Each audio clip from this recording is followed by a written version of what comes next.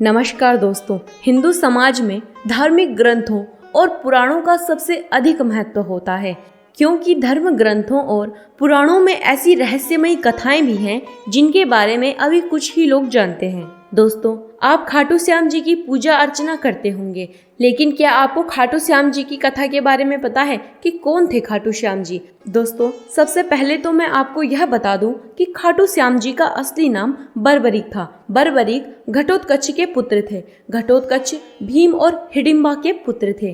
कहा जाता है कि बर्बरीक बहुत शक्तिशाली धनुर्धर थे।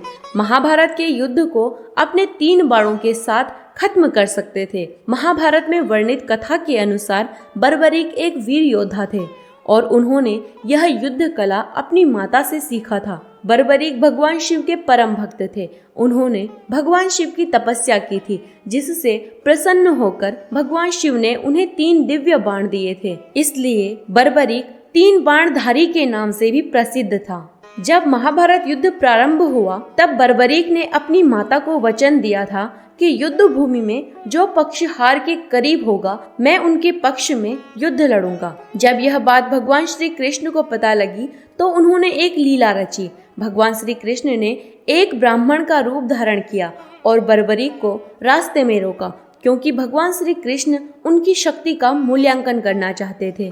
श्री कृष्ण ने उन्हें उकसाते हुए कहा कि 3 बाणों से तुम कैसे युद्ध लड़ सकते हो? तो बर्बरीक ने उत्तर दिया कि मेरे दुश्मन के लिए मेरा एक ही तीर काफी है। तो भगवान श्री कृष्ण ने बर्बरीक की परीक्षा लेते हुए कहा कि अगर तुम इस पेड़ के सारे पत्तों को भेद सकते हो, तो मैं तभी मानूंगा कि तुम एक वीर योद्धा हो।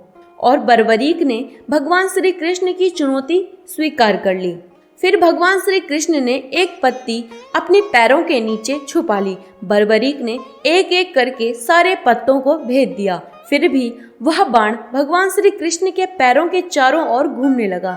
बर्बरीक ने भगवान श्री कृष्ण को कहा कि शायद आपके पैरों के नीचे एक पत्ती शेष रह गई है, तो कृपया करके आप अपने पैर को हटा लीजिए, वरना यह बाण आपके पैरों को चोट पहुंचा सकती है। यह सब देखकर भगवान श्री कृष्ण अचंभित हो गए और सोचने लगे कि अगर मैं पांडव पुत्रों को छुपा भी लूंगा, तो यह बाण उन्हें ढूंढ ही लेंगे। फिर श्री कृष्ण ने सोचा कि अगर बर्बरीक से उनकी जान मांग लूं, तो कुछ हल हो सकता है। फिर भगवान श्री कृष्ण ने दान में बर्बरीक का सिर मांग लिया। यह सुनकर बर्बरीक अचंभित हो गया और उन्होंने श्री कृष्ण को असली रूप में आने को कहा।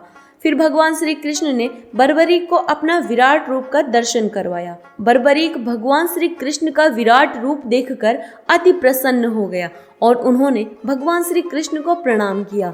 वह भगवान श्री कृष्ण ने बर्बरीक को कहा कि सबसे पहले युद्ध भूमि में वीर योद्धा को अपने सिर की बलि देनी पड़ती है। यह सुनकर बर्बरीक ने भगवान श्री कृष्ण को कहा कि हे भगवान, मैं अपना सिर आपको दान में दे दूंगा, पर मेरी एक इच्छा है, मैं संपूर्ण युद्ध देखना चाहता हूँ। फिर बर्बरीक ने अपना सिर काटकर श्री कृष्ण को दान के रूप में सौंप दिया। फिर भगवान श्री कृष्ण ने बर्बरीक का सिर रणभूमि के सबसे ऊंची चोटी पर रख दिया, जिससे बर्बरीक ने पूरे महाभारत युद्ध को देखा।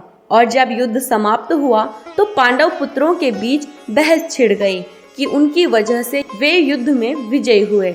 फिर भगवान श्री कृष्ण ने पांडव पुत्रों को कहा कि बर्बरीक के सिर ने संपूर्ण युद्ध को देखा है, तो आप उनसे ही पूछ लें कि यह युद्ध किसकी वजह से विजय हुआ। फिर बर्बरीक के सिर ने उत्तर दिया कि भगवान श्री कृष्ण की वजह से आप लोग इस युद्ध में विजय रहे और धर्म की जीत हुई। महाभारत युद्ध के पश्चात भगवान श्री कृष्ण ने बर्बरीक का सिर रूपवती नदी में बहा दिया।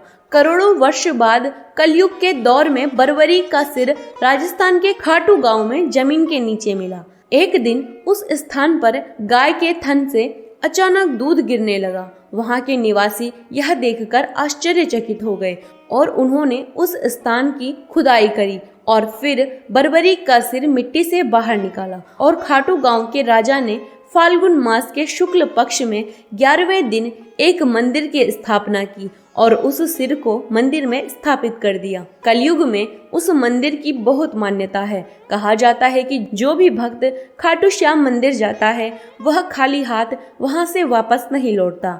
दोस्तों, अपने जीवन में एक बार खाटू श्याम मंदिर के दर्शन जरूर करना और आज की वीडियो आपको कैसी लगी हमें कमेंट करके जरूर बताएं। साथ ही साथ ऐसी ही रहस्यमयी कथाओं से रूबरू होने के लिए सब्सक्राइब करें हमारा चैनल। धन्यवाद।